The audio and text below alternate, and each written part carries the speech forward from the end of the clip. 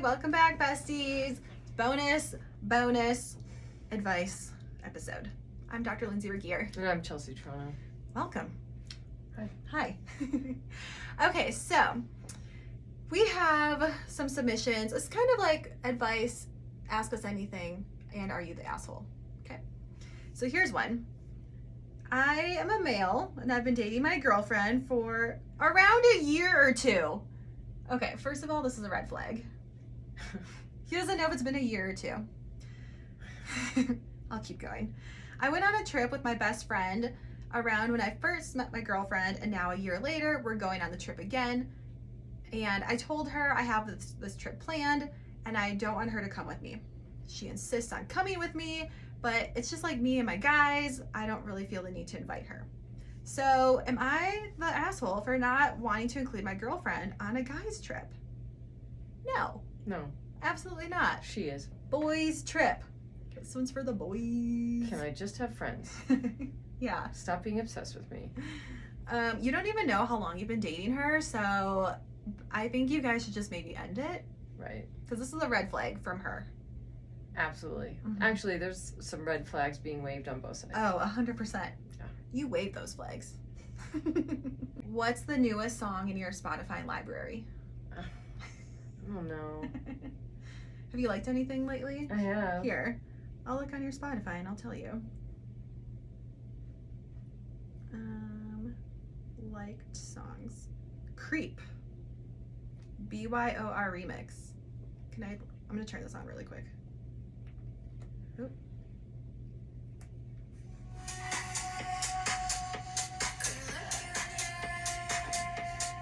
I think I have to turn it off or else we can't monetize the video. And we get trademarked.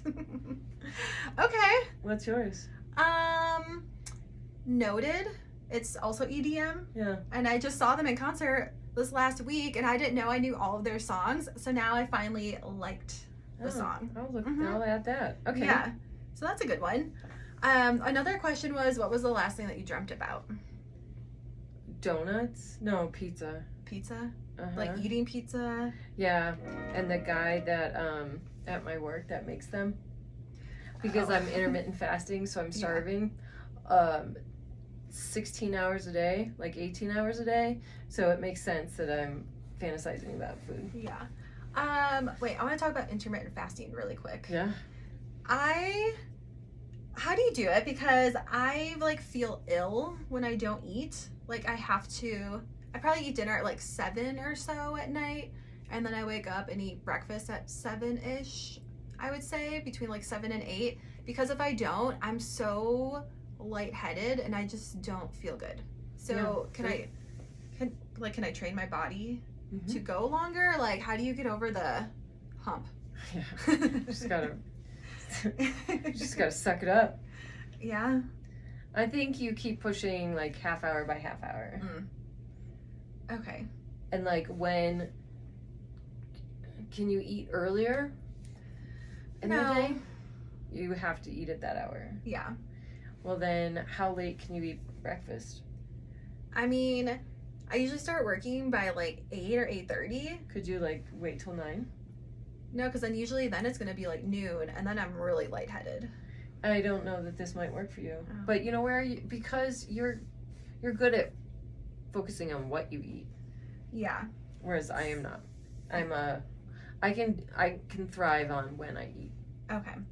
Yeah, I think so. Because Or if you eat Yeah. really calorie dense meals that could tie you over. I mean, usually I eat more calorie dense meals in the morning and then really lighter. Well, At that's going to night? be the problem. That's why you're starving. Oh, because I'm not eating as much at night. No. And your blood sugar is dropped over while you're Yeah. sleeping. I guess I'm trying to just like give my body time to digest the lighter meal. So maybe you already are. I guess so.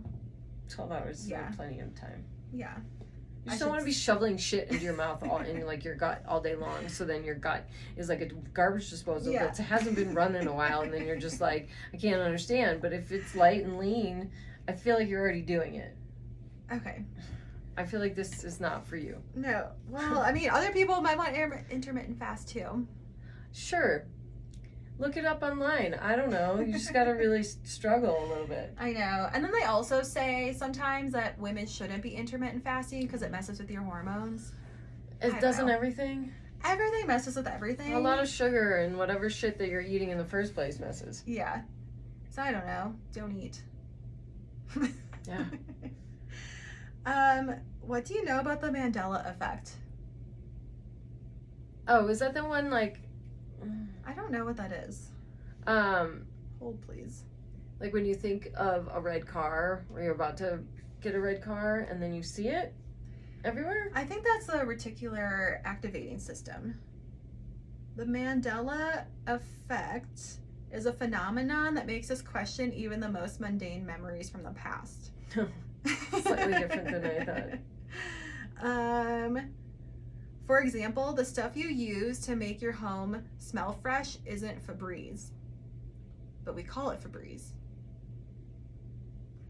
What? Oh. Like Windex isn't all Windex? Yeah. Or like, Oh, the packaging has changed and the logos have changed over the years, but we didn't even notice. We didn't even notice? Because they did it so subtly. All of a sudden now I remember. That's actually a good one. Oh yeah, like Jiffy peanut butter. Oh yeah, logos. Huh. Oh, that's the big one. It was the Berenstein Bears, and now it's the Berenstain Bears or whatever. Oh. Or it actually was the Berenstain Bears the whole time, but we call them the Berenstein Bears. Yeah. Oh, okay. I guess I don't really know what I think about the Mandela effect. I must do it all the time. It feels like mind control. Or like I think something happened to me, but I don't think it happened to me. I don't know about that one. Yeah. It does seem like a subtle shift in perspective. Or someone was asking me something. They're like, "Didn't you do this in grade school?" I was like, "Did I do that in grade school?" Yeah, right. I'm like, I could have. Right. So if they told me yes, I'd be like, "Oh, okay." I know. Same. Yeah. So maybe that's it. I sound like an idiot. I don't know. I really need to expand my vocabulary, learn about the Mandela effect, go back into my memories and decide what's real and what's not real. Yeah. I have no way of knowing. And you know what? Oh, it's so annoying. I keep asking my mom about any memories, and all she keeps repeating back to me are the memories she has of my brother. Or the same, like, canned response. And I'm very disappointed that I have no recollection of my childhood. So then I go back and read my childhood diaries. I posted a story about this. Yeah. And they're not great memories, so maybe that's why I chose to block them out. Probably. Yeah. I had to have had positive ones, but they don't seem to be the ones that stick out. Right. And usually when you're doing like Dear Diary, it's probably something more negative that's really impacting you at the moment. There is one entry where I'm pumped that I got Chuck Taylors. It's like, I'm getting Chucks today. Oh my God. Mom, it's the end of school, and it's our end of school present. Oh, what a delight. We'd always get like an end of school present. Do you think that your love language was born gift receiving, or it was just learned through time? Yeah, let's see. I think because love was so infrequent in the way in which I needed it, gifts became a very big deal.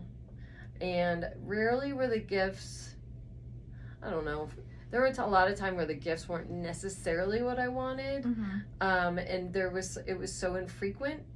Like, the abundance that I experience now that you know me to have is not how it was back then. Gotcha. So it was a big deal. And there was a lot of resentment because I can remember like being in college and seeing my parents spend a lot of money on my brother on like silly, like backpacks. Yeah. And like getting the very in style one. And I was like, I wanted that shit.